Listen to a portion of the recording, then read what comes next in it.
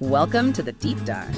So today we're taking a bit of a whirlwind tour through Europe, a continent many of us feel pretty familiar with, but trust me, it's absolutely packed with surprising facts, little quirks you might not know. Our mission really is to quickly get you well informed on, say, 10 of Europe's most intriguing marvels.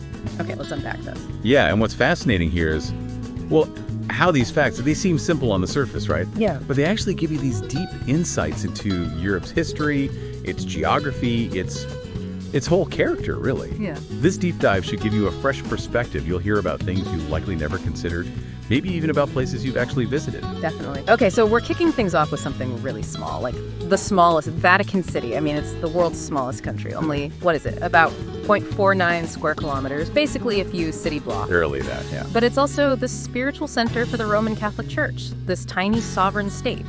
It's sort of a testament to history and some unique political twists. And here's something else about Vatican City, and San Marino too, actually. They're among the very, very few countries in the world that don't have any natural rivers running through them. No rivers. None. Yeah. And it's not just a geographical oddity. Kind of underscores how these microstates, they didn't grow up around rivers like most places. They relied on, human ingenuity, man-made infrastructure from the get-go. That really does show the diversity in Europe's setup. And speaking of these tiny states, you mentioned San Marino. Did you know Vatican City and Monaco and San Marino, they all use the euro? Ah, yes, the currency. But none of them are actually in the European Union. It's this really interesting economic arrangement, isn't it? Shows their sovereignty, but still connected. A perfect example of Europe's complexities. Okay, here's where it gets really interesting.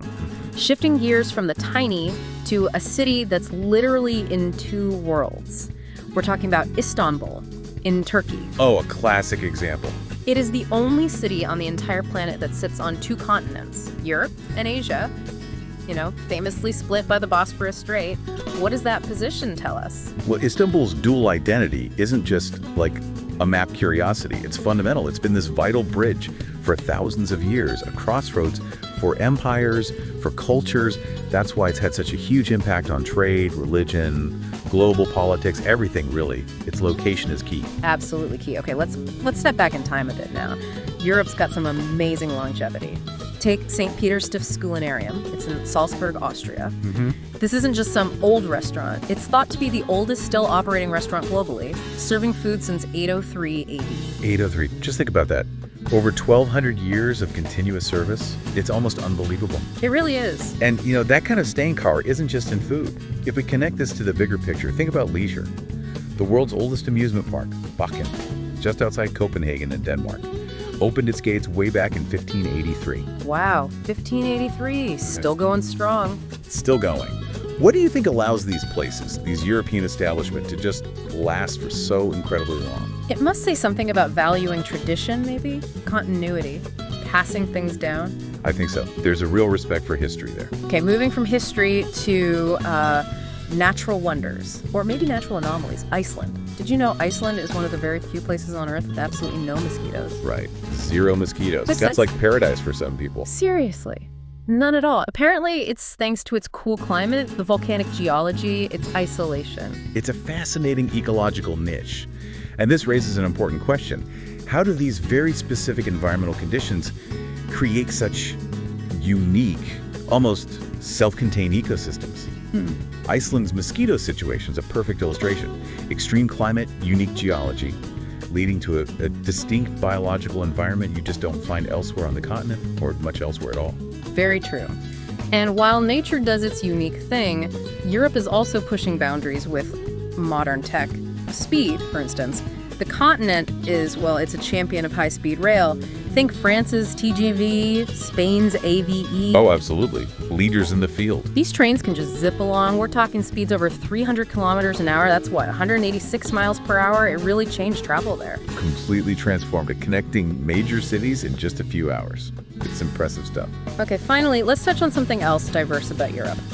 Language. It's got this incredible linguistic tapestry, over 200 languages spoken across the continent. So much diversity packed into one area. And just within the EU, there are 24 official languages. Talk about complex communication. And for a really memorable, kind of fun linguistic fact, Wales. It gives us one of the longest place names in the world. Ready?